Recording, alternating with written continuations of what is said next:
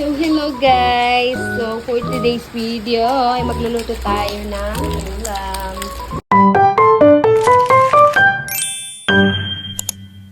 And first mga mare, magpipito muna ako dahil naluto ko na yung may sabaw. And then, after ko guys, ay naluto ko na rin tong paksiw. Diba? Ang sarap. And prito na lang. Yan na lang last. Hi guys!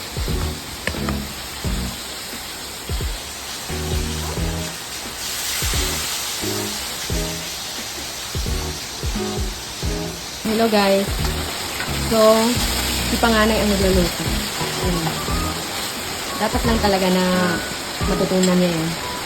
Para in case na wala ang nanay, syempre,